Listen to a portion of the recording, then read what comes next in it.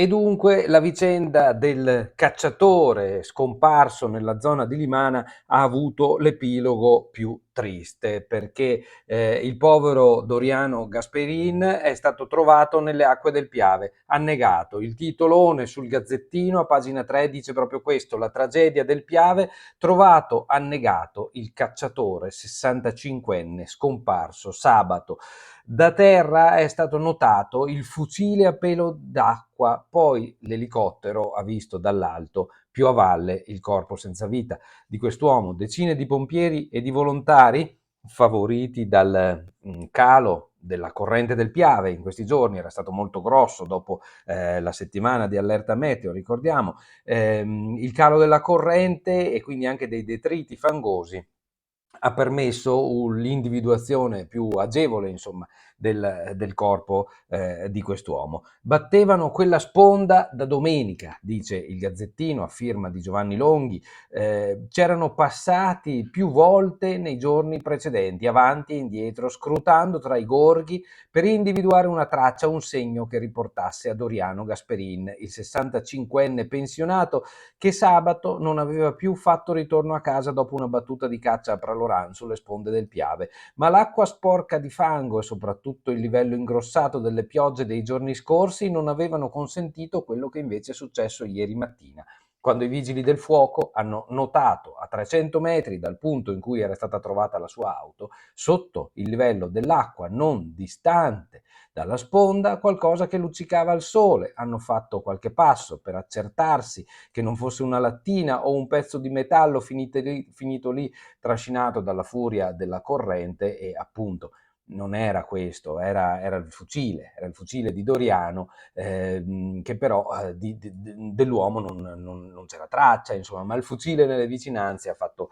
convergere con decisione le ricerche in quel luogo. Io non vi leggo i dettagli di questo articolo di Giovanni Longhi, vi segnalo che in basso c'è il titolo sull'articolo che racconta un po' chi era questa persona: l'intera comunità in lutto, difficile stare senza di lui. La scomparsa di Doriano ha lasciato la comunità di Limana nello sconforto. Nonostante le possibilità di poterlo ritrovare in vita fossero ormai poche, tutti hanno sperato fino alla fine in un miracolo, che però non c'è stato. Doriano Gasperin è stato trovato privo di vita a circa 1 chilometro da dove aveva lasciato l'auto. Ora è solo il momento del dolore e del ricordo. Doriano era una persona conosciuta a Limana, racconta la sindaca Milena De Zanetti. Lo si vedeva spesso in giro, era una persona solare, generosa, sempre positiva.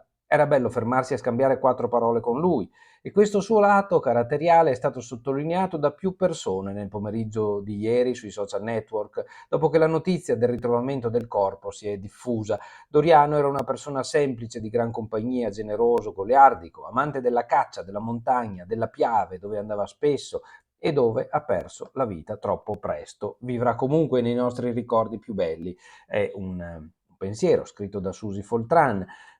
Addio Doriano, Mirka Paris, persona riservata e sempre disponibile ad aiutare chi aveva bisogno, il miglior vicino di casa che ci si possa augurare, tu e Maurizio sempre pronti all'occorrenza. Ma sono tanti i ricordi, dice il Gazzettino, di questo tenore. Una delle sue passioni era appunto la caccia, faceva parte da anni della riserva di caccia di Limana, e ovviamente questo significa che anche in quell'ambito, nell'ambito dell'associazione, insomma, il lutto si fa sentire. Ieri mattina, d'altra parte, quando vi abbiamo dato la notizia su www.amicodelpopolo.it, abbiamo toccato con mano l'interesse che purtroppo questo tragico epilogo riscuote nella nostra popolazione, segno proprio che quest'uomo era conosciuto e ampiamente ben voluto. Abbiamo cominciato così, in modo triste purtroppo, la rassegna stampa di Radio Piave in blu di mercoledì 15 novembre. La conduciamo sempre noi giornalisti dell'Amico del Popolo. Buongiorno a tutti da Luigi Guglielmi. Il primo pensiero quindi non può che andare ai familiari, ai conoscenti, agli amici di quest'uomo, di Doriano Gasperin, scusate, Doriano Gasperin, che appunto aveva 65 anni ed è stato trovato morto dopo che da sabato non aveva più fatto rientro a casa, ed erano scattate le ricerche. Doriano Gasperin, che era impegnato nello sport che amava, la caccia, ed era sul Greto del Piave, e lì probabilmente è stato tradito dalle correnti forti dei giorni scorsi. C'è questa notizia triste, resta l'inquietudine per ciò che ancora non riusciamo a capire e sapere di quei due ragazzi che sono scomparsi dalla zona di Venezia e Padova, che sono sicuramente passati anche qui da noi. Ieri l'auto del ragazzo è stata inquadrata dalle telecamere nella zona di Pordenone. Si teme il peggio, il Corriere delle Alpi apre con questo titolo: l'appello delle famiglie, vi preghiamo tornate, il giallo degli ex fidanzati scomparsi, Brenta e Naviglio al setaccio, perché si pensa che la ragazza possa essere stata uccisa e buttata nell'acqua di questi fiumi e torrenti della Bassa, alla ricerca di qualche indizio. Test DNA intanto sulle chiazze di sangue, che sapete sono state trovate non lontano dal luogo del litigio, chiazze importanti, 9 grandi chiazze di sangue, si diceva. Filippo è vivo, dice il lancio del Corriere delle Alpi, la sua auto registrata dalle telecamere ieri a Pordenone, nessuna traccia di Giulia. Hanno trovato la forza di uscire insieme e lanciare un messaggio che arrivi ai figli Filippo e Giulia e li convinca a tornare a casa. Ma per ora non ci sono significativi elementi che facciano pensare che la drammatica vicenda dei due ex fidanzati scomparsi da sabato si possa chiudere positivamente. L'auto di Filippo ha lasciato tracce, di Giulia nulla. Chi sono questi che hanno trovato la forza di uscire insieme? Sono i familiari, i genitori di Giulia e di Filippo, che insieme si sono trovati e hanno fatto un appello davanti alle telecamere a questi due ragazzi, appello a tornare, qualunque cosa sia successo, qualunque cosa abbiano da temere, tornate, ecco. Se Filippo è in giro, Filippo chissà, magari può darsi che ascolti anche la nostra rassegna, comunque vede le locandine dei giornali, se è da solo, se ha combinato qualcosa, comunque l'appello di tutti, anche nostro, insomma, è che ponga fine a questa fuga, a questo vagabondare, e si assuma le sue responsabilità, se deve assumersele, oppure se sono insieme comunque tornino, tutto si può aggiustare se sono ancora insieme.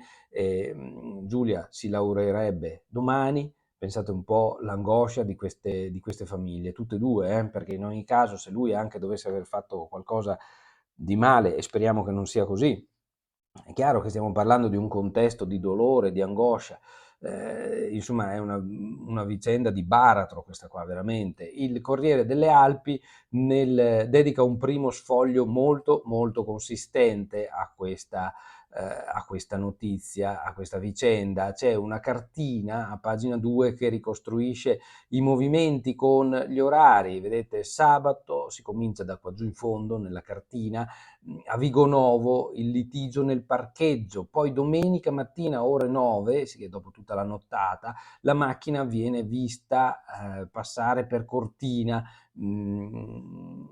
nella zona di Ospitale, quindi oltre Cortina, andava verso l'Alto Adige, e infatti alle 9:20 è a San Candido, verrebbe da dire, quindi ha cercato di andare in Austria, e invece no, perché poi domenica notte viene vista, le telecamere la colgono di passaggio a San Vendemiano, quindi è tornato giù verso Treviso, e domenica alle 2:30 segnalato da una telecamera a Villorba. Poi martedì alle 5, ieri mattina presto, un passaggio nella zona di Pordenone, nella zona della stazione ferroviaria. Subito dopo, in transito a Fiume Veneto. Dove sta andando questo ragazzo? Quest'auto che vaga per ore e ore, raggiunge quasi il confine con l'Austria, poi torna giù, poi sembra dirigersi verso est. Insomma, capite, l'angoscia e le ragioni dell'angoscia. Intanto si cercherà di capire di più da quelle macchie di sangue e intanto, appunto, come si diceva, Brenta e Naviglio sono al setaccio, i pompieri cercano indizi, c'è il test del DNA in corso sulle chiazze di sangue trovate nella zona industriale di Fossò, vedete dove, c'è un'auto dei carabinieri e per terra è stato sparso del ghiaino su quelle, vedete dei segni rotondi su quelle che erano le macchie di sangue trovate in strada. Io, amici di Radio Piave, poi vi invito sempre a guardare questa rassegna quando potete anche sui nostri social per vedere anche le notizie di cui vi raccontiamo in radio. E poi il ritratto dei due, Giulia, studentessa modello, punto di riferimento per fratello e sorella, la mamma morta quest'anno di malattia, Filippo, educato e un po' timido, ama le lunghe camminate, le moto e la pallavolo, l'appello delle famiglie, nella foto ci sono i genitori, sta parlando Gino Cecchettin, padre di Giulia, e di fianco i genitori di Filippo, Elisabetta Martini e Nicola Turetta. Veramente terribile anche vederli insieme, no? Tutti questi genitori. Il padre di Giulia da solo perché appunto è rimasto vedovo, povero uomo anche lui. Ho mandato tanti messaggi a Filippo, voglio pensare stiano entrambi bene. Francesca, 22 anni, l'amica che racconta come vive questi momenti di angoscia, l'amica del cuore, i disegni di Giulia, insomma un approfondimento enorme se volete andare a vedere sul Corriere delle Alpi. Siamo sulla prima del Corriere delle Alpi, allora vi dico che cos'altro c'è. A parte le notizie di carattere nazionale che lasciamo stare, andiamo a vedere quelle di interesse più locale. Il 2024 dei treni, la tratta a Belluno-Feltre sarà chiusa per 140 giorni e lo si sapeva, è tanto, vuol dire 4 mesi praticamente, chiusure per lavori anche il prossimo anno e i pendolari sono perplessi, sì, sono perplessi, si sa che è per l'elettrificazione, dopo dovremmo avere finalmente un itinerario Belluno-Padova senza interruzioni, senza cambio Monte-Belluna, con la comodità dei treni elettrici, come abbiamo sulla Belluno Venezia e sappiamo quanto bene si viaggia su quella tratta, insomma c'è da sopportare dei sacrifici per tirarci in pari col resto del Veneto. Il lancio qui della notizia del cacciatore trovato morto nel Piave, l'hotel di Cortina, il Bellevue dà in regalo gli arredi e i materassi. Prima dei lavori regala le suppelletti e gli arredi originali.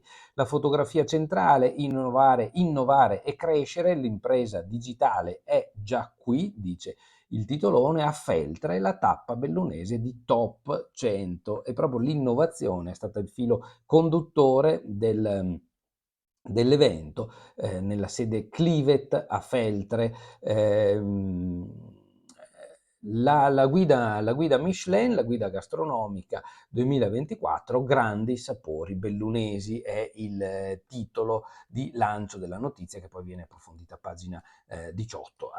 Torniamo sul Gazzettino, appunto dove avevamo guardato la notizia relativa al ritrovamento purtroppo di Doriano Gasperin morto, e andiamo a vedere la prima del nazionale, si apre con la notizia dei fidanzati, si cerca nel Brenta. Io intanto devo dirvi che mentre vi parlo questi giornali sono stati chiusi ieri notte e vorrei capire se ci sono aggiornamenti e darveli subito mentre facciamo questa rassegna stampa, ma credo che non ci sia nulla di nuovo al momento. Vigili del fuoco, ex fidanzati si cerca nel Brenta, vigili del fuoco in perlustrazione sul fiume, l'appunto, come si diceva, avvistata ieri mattina a Pordenone, appello congiunto delle famiglie dei ragazzi tornate a casa, se qualcuno li vede ci avverta, ricordiamo che Filippo ha una grande punto nera.